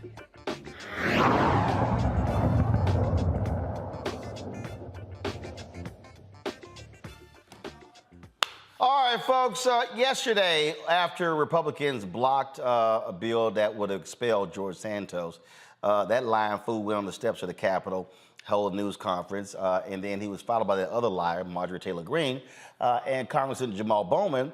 Let's just say he had a few words for both of those idiots on the steps there, where Greene, she was just so offended that she held a news conference today, and, just the white tears were flowing. Had to have so much security. There was not enough. I was swarmed. It's all on video. Everyone can see this. But I will tell you what's on video is Jamall Bowman shouting at the top of his lungs, cursing, calling me a horrible, calling me a white supremacist, which I take great offense to. That is like calling a person of color the N-word, which should never happen. Calling me a white supremacist is equal to that, and that is wrong. Jamall Bowman was down there cursing at me, telling me to get the F out of there, and he was leading the mob right outside the vehicle I was sitting in. We have this all on video. And then on the Capitol steps yesterday, he was the one that approached me. Even CNN reported that. Yelling, shouting, raising his voice. He has aggressive, his physical mannerisms are aggressive. And he just recently shoved Thomas Massey just outside the House chamber. I think there's a lot of concern about Jamall Bowman. So, and I am concerned about it. I feel threatened by him. He not only led a mob there, but his boisterous lies. And I'll tell you another thing he said outside there. He was saying, save your... Enough of that fool. The scary black man joins us right now, Congressman Jamall Bowman. Boy, you just scared. Wait, isn't this the same person who literally was verbally attacking members of Congress when she showed up in D.C.? Verbally attacking members of Congress, taking pictures with an AR-15 with my sisters from the squad behind her in the picture, stalking and chastising the young man, David Haig, who leads the March for Our Lives movement, stalking AOC at her congressional office. Yeah, this is her. And now all of a sudden, she's intimidated by me. And, what does she say? My physical mannerisms are aggressive. But Roland, this is an old school playbook. But this is an old school playbook that's very dangerous and reckless and leads to the targeting and killing of black men throughout history, whether it's Emmett Till or Tamir Rice or Mike Brown. Once a white person says they feared for their lives, that's it. Now they have clearance to kill a black person simply because they are black. So that's why I respond very, very assertively today, just calling it out for what it was. And she needs to be held accountable. She needs to be asked very directly by journalists, do you want to see harm done to Congressman Bowman? That's what she needs to be asked, and she needs to be held accountable for what she said. Well, and again, I mean, this is somebody who has been loud, boisterous. And last I checked, isn't this the same dumbass who stood up in the State of the Union yelling, hollering, and pointing her finger at the President of the United States? Yes, that's her. I mean, this has been her MO since she's gotten into Congress. Her MO has been aggressive confrontation with the Democratic Party and specifically towards members of the Democratic Party who are of color. I mean, if you watch my engagement, Today, it wasn't even aggressive. It was more gregarious and more of a friendly banter, if you will, where I was pretty much telling her, do something with your party. They should have expelled George Santos. Get your man out of here and save your party because y'all are hanging by a thread. She was the one, if you look at the video, her hand was in my face, and she was smiling the entire time. So she probably went to bed, slept on it, thought about it, and was like, you know what? If I say X, Y, and Z tomorrow, I could not just put a target on his back, but I could raise a lot of money from my base as a result of that. So that's who she is. That's who they are. QAnon, MAGA, conspiracy theory Republicans. And that's why we got to vote them out next year and vote the right people in so we can do some real governing. Last point, and your point is obviously fundraising, but let's also be honest with what really happened here. They were defending a massive liar. And this is a liar, correct. Marjorie Taylor Greene, defending a liar, George Santos. So a liar defending a liar. A liar defending a liar, and that's why we have to speak truth to power, and we have to be relentless in our pushback, because if we don't, their lies will occupy the minds of the American people to the point where people will either come out and vote for that nonsense or stay home. And we can't have people staying home next year, not only when it comes to the presidency in the House, but we got to take a few more seats in the Senate. That's the only way we're going to get voting rights, gun control, women's right to choose, and everything we've been fighting for decades. We got to turn out strong in 2024.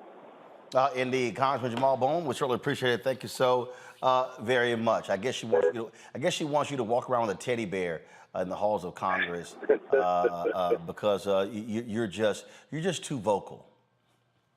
Peace and love, y'all. Talk to you soon. Appreciate it. Thanks a lot.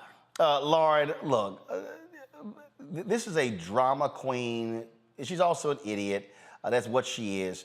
And people have to understand. And again, when people, if you don't vote in your district and then a Republican wins, you empower someone like her. Remember, when Republicans were in the minority, she was stripped of her committees. She sat here and cut a deal with Kevin McCarthy. He has empowered this fool who has lots of power. Now the Republicans control the House. Right. I mean, I think it's likely that, the Democrats, I think, have a pretty good shot with members like her around doing these types of stunts of getting the, House back in 2024. But you never know. The truth of the matter is that the Democratic Party needs more messengers like Jamaal Bowman. Jamall Bowman is dangerous, all right. He's dangerous for people who are lying. He's dangerous for Byron Donalds. He's dangerous for Thomas Massey. He's dangerous for anybody who's just going to lie or ignore, school shootings where 9-year-olds are getting murdered, at their school. So, he's problematic because Jamall Bowman is the lethal combination of assertiveness and intelligence. And when you have intelligence going up against people who are not very bright, they get exposed. And you'll notice that Marjorie Taylor Greene is at her angriest when she gets exposed by somebody who's clearly more smart, a lot smarter than she is, namely people like Congresswoman AOC, again from New York. She seems to have a thing for New Yorkers, by the way, if you notice. AOC, she stalked at her office and talked through the mail slat in AOC's door, which was one of the strangest events on Capitol Hill in a long time. She had a real obsession with Alexandria Ocasio-Cortez, and Alexandria Ocasio-Cortez had done absolutely nothing to Marjorie Taylor Greene. I wrote a piece for The Guardian, I think it was last year sometime.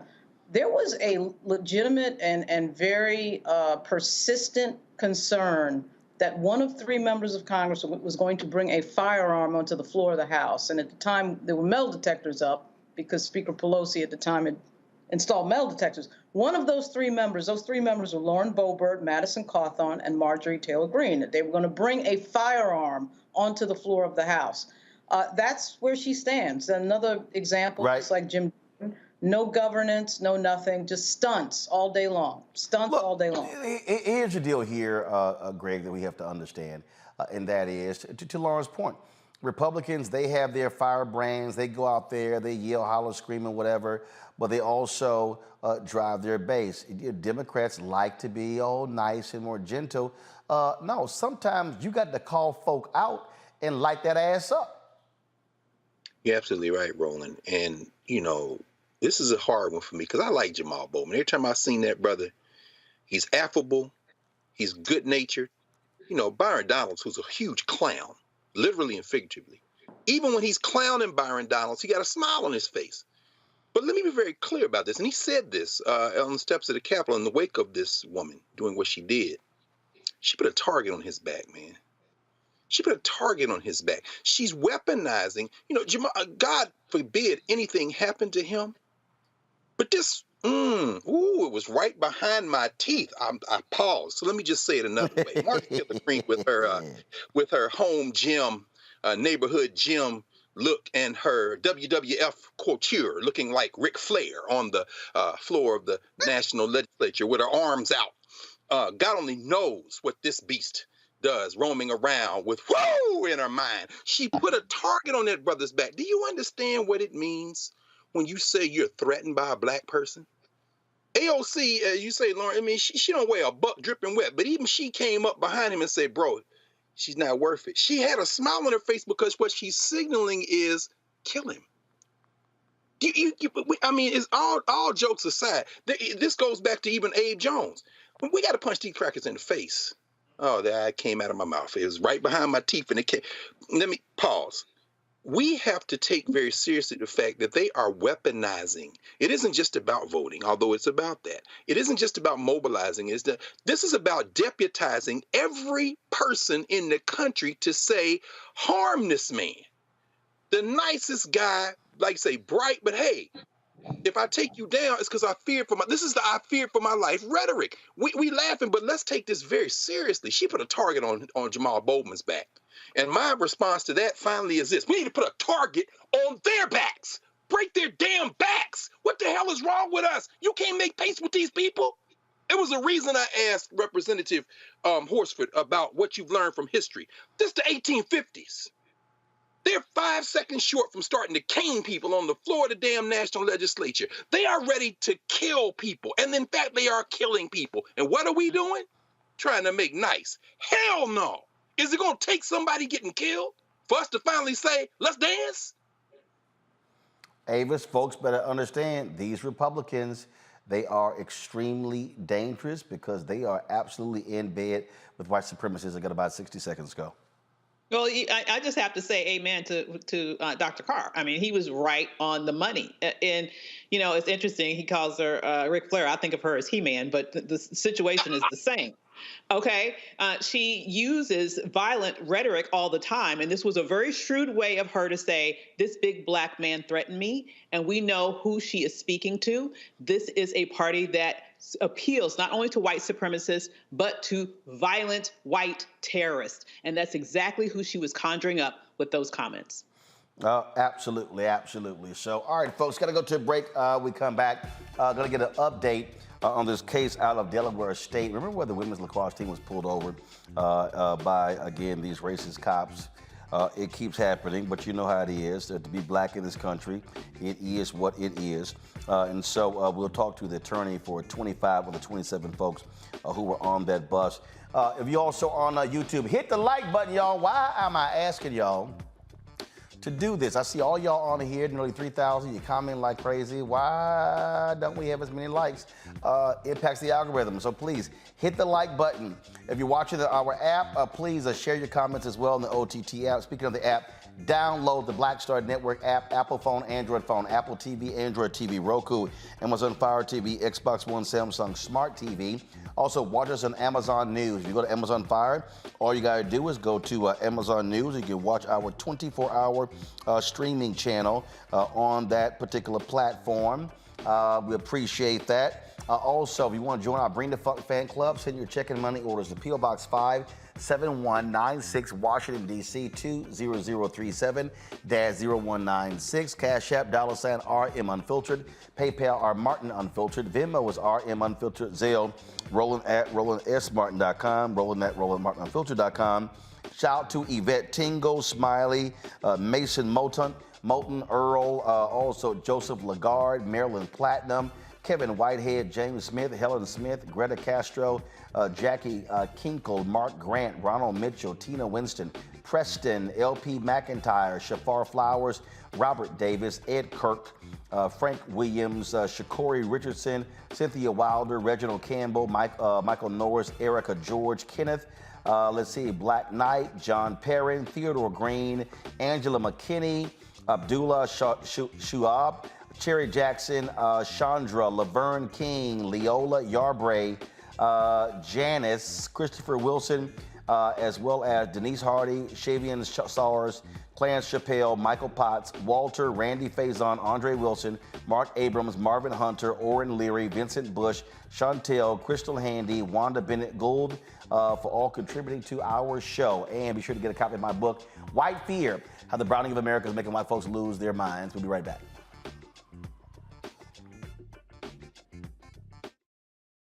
Hatred on the streets, a horrific scene, a white nationalist rally that descended into deadly violence. White people are losing their damn minds. As an angry pro-Trump mob storms the U.S. Capitol, we've seen We're about to see the rise of what I call white minority resistance. We have seen white folks in this country who simply cannot tolerate black folks voting. I think what we're seeing is the inevitable result of violent denial. This is part of American history. Every time that people of color have made progress, whether real or symbolic, there has been what Carol Anderson at Emory University calls white rage as a backlash. This is the rise of the Proud Boys and the Boogaloo Boys. America, there's going to be more of this. Here's all the Proud Boys, guys. This country is getting increasingly racist in its behaviors and its attitudes because of the fear of white people. The fear that they're taking our jobs, they're taking our resources, they're taking our women. This is white fear.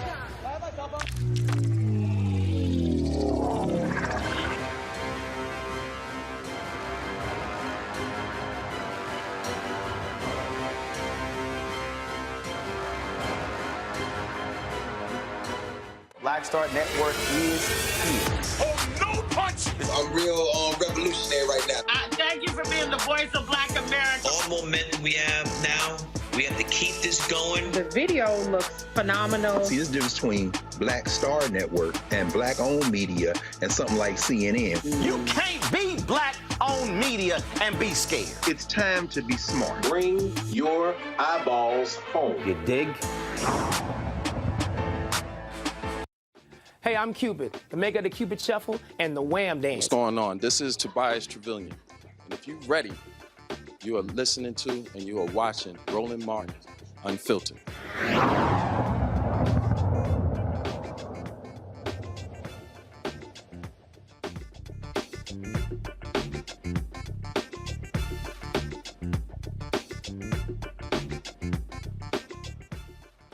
The DOJ and a Georgia Sheriff's Office have reached an agreement with regards to a racial discrimination complaint filed by HBCU Delaware State. Now, you might remember Liberty County deputies stopped and searched the Delaware State University women's lacrosse team bus when they were driving in the left lane on I-95. This was in April of 2022. Officers asked the players if the players had drugs on the bus before searching the team's belongings. Law enforcement did not find any contraband. The players believed they were racially profiled. University filed a complaint with the DOJ accusing the Liberty County Sheriff's Office of violating the Civil Rights Act. Monday, the DOJ and Liberty County Sheriff's Office agreed to a settlement that includes more training, community engagement, and reviewing policy and procedures. The attorney representing some of the players says the agreement simply is not enough. Joining us now from Trumbull, Connecticut, is attorney Greg Terron. Greg, glad to have you on the show. So that's it? That's it? That's it. That's, in the words of one of my clients, it was a slap on the wrist, but I think it was a tap on the wrist.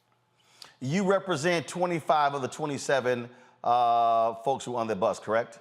As of today, the other two, hopefully coming forward, are just strategically haven't been able to sign agreements. What do you want out of this? What do they want to see done? Well, I think they want an examination of their civil rights, which includes the Fourth Amendment to the Constitution, which protects against unreasonable searches and seizures, and also the Title VI of the U.S. Code, which is the Civil Rights Act of 1964, racially profiling them to search the bus after the officers realized that there were black college lacrosse players on the bus. Well, it's abundantly clear. They want justice, Roland. And justice doesn't mean that the United States Justice Department, in its role to investigate crimes, takes the internal investigation of the Liberty County Sheriff's Office, which was drafted by their own attorney.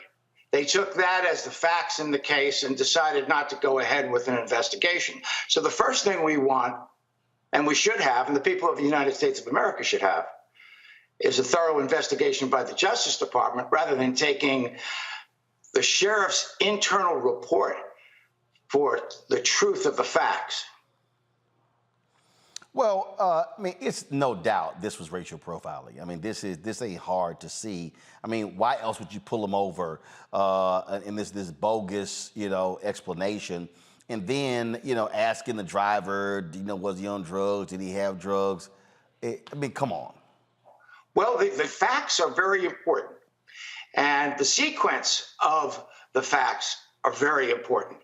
In the final report of the Sheriff's Office, which just came out yesterday, there are a number of inconsistencies. It's interesting that they say that within 2 minutes of pulling over the bus, they had a dog on the site sniffing the cargo hold. Now, the bus had tinted windows. If the bus was, in fact, way down in front of the deputy that pulled them over, he could not have seen the only window that was not tinted, which would have been the driver's window, and the driver was black. Tim Jones said he never saw the deputy. The deputy never came up alongside him. So the bus was pulled over for a reason that they put into their report as being traveling in the left lane, when in fact my client says, no, he was passing in the left lane. There's a huge difference. So if the stop was illegal from the beginning, everything else consequent to that cannot be legal. Oh, absolutely. Now, when the bus was pulled over and Tim came off the bus and handed over his license, it was then after that that the deputy got on the bus, saw what he had, and he heard that they were college students, saw who they were, and he instructed the deputy that's in charge of the sniffing dog, whose name is Kona, to go and sniff. I would like to interview Kona, if anybody knows dog language. I want to know what Kona sniffed, because according to the report, the dog picked up something. And so they pulled out luggage and personal items of some of my clients, pulled apart their luggage, actually took apart and unwrapped a gift that was given to one of my clients and from her aunt, and it had nothing in it. In fact, you can see it right there in his hand. You can see that box was a gift, and what it was a book safe. All it was a simple gift. It didn't have, there was nothing in it. Now, these deputies were supposed to be doing an interdiction, not a personal inspection of people's goods to find out if they can find a little bit of contraband.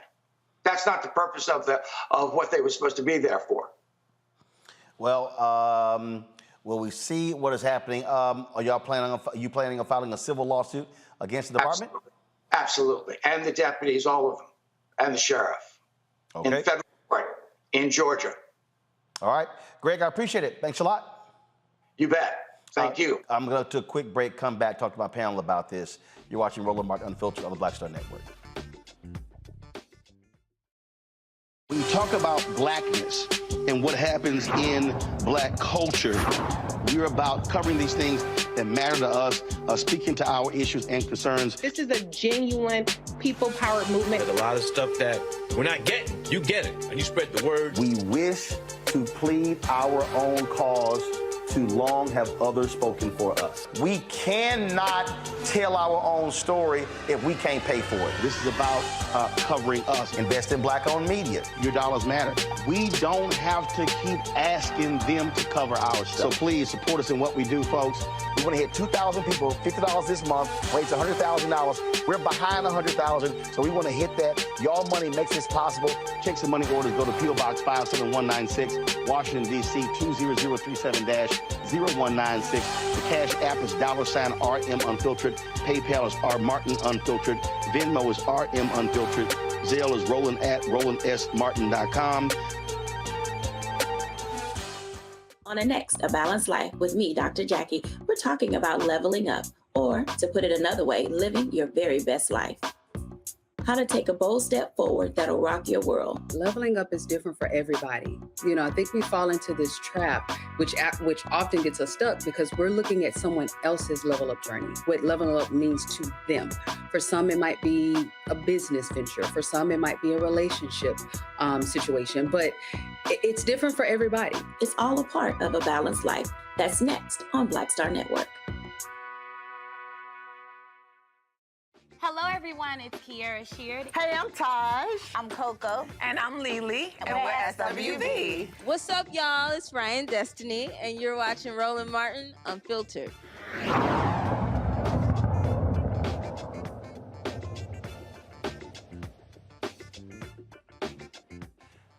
We've had this story and others. There was another story where these troopers along this Georgia highway had stopped a black group. I mean, look, game recognized game, Avis. We know what the deal is. These white cops ain't fooling nobody. It was straight up racial profiling, and I hope they sue, and I hope they beat their asses in court.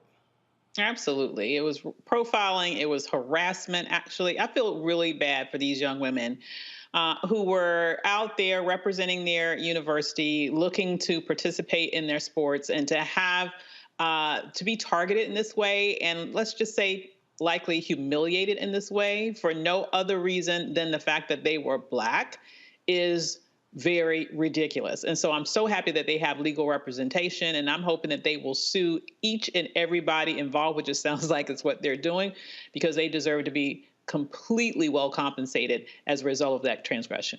Lauren?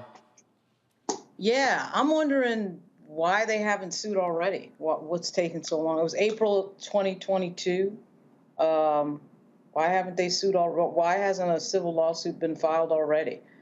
This is not, the 1950s or whatever that we're reliving with these idiot incidents that are clearly racially motivated. There's no way in this world that anybody can ever imagine that some white baseball team would be stopped and frisked in the same exact way.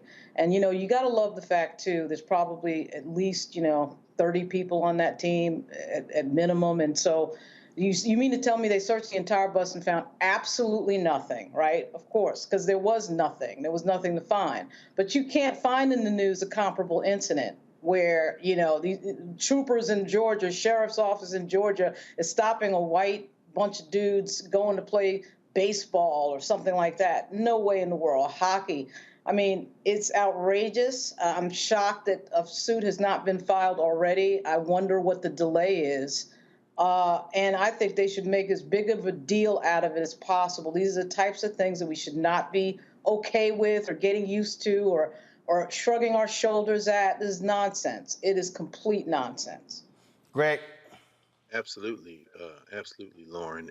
And Roland, when the autopsy of this criminal enterprise called United States of America is written, a key piece of it will be the failure of the federal framework.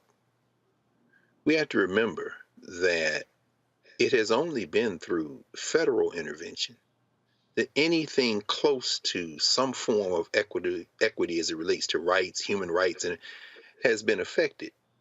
These white nationalists have been the same throughout the history of this criminal enterprise. And it has only been when the federal government got involved, with all due respect to the Civil Rights Division and our friend Kristen Clark and everything she did. I read the memorandum of agreement. What the hell? They've got a line in there. They got a paragraph called facilitated dialogue. Boy, I got to stop myself tonight. These people at the sheriff's office have offered to meet with the students, the driver, and coaches involved. And they say in the memorandum of agreement, if the offer is accepted, this meeting will be held in a safe, supportive, and inclusive environment. Where the hell is that going to be? Nigeria, South Africa, or Brazil? Because it damn sure ain't the United States of America. The federal government has to intervene. This is why these people in these states get away with it. We've got to pay attention. In the next couple of weeks, you're going to be reporting on these Supreme Court decisions. They have gone to the mattresses, everyone, in the state houses, in the local, and they are daring the federal government to stop them. And right now, the federal government has abandoned any idea that they're going to do anything. And as a result, this thing is getting ready to go so far south that once it goes that way, it's not going to be put back together again. This is not just a small thing. It's representative of some much larger cycle in the history of this country. Indeed. And look, I just need folks to realize that when we talk about sheriff's offices, sheriffs are elected positions. They are elected positions. And when we stay home or when we don't maximize our numbers, then guess what? We get that. And look, I get it. There are a lot of places that are hardcore areas that are, overly Republican. But it's a lot of places that people keep making a mistake. Like in Tennessee, 75% of those races in Tennessee, when people ran, they ran unopposed. Teach. It's kind of easy to win when nobody runs against you. And so we just need to understand that. All right, quick break. We come back. Final comments on Roland Martin Unfiltered on the Black Star Network.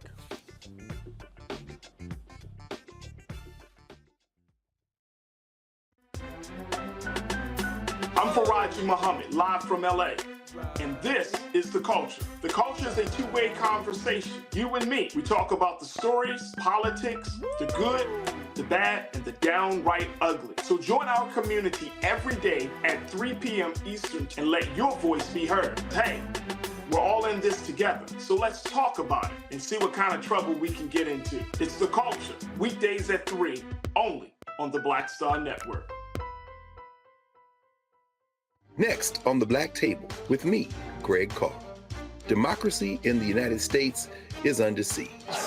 On this list of bad actors, it's easy to point out the Donald Trumps, the Marjorie Taylor Greenes, or even the United States Supreme Court as the primary villains. But as David Pepper, author, scholar, and former politician himself says, there's another factor that trumps them all and resides much closer to many of our homes.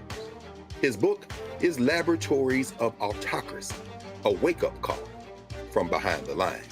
So these state houses get hijacked by the far right, then they gerrymander, they suppress the opposition, and that allows them to legislate in a way that doesn't reflect the people of that state. David Pepper joins us on the next Black Table, here on the Black Star Network.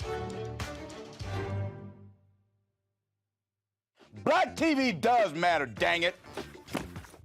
Hey, what's up, y'all? It's your boy Jacob Lattimore, and you're now watching Roland Martin right now. Yee.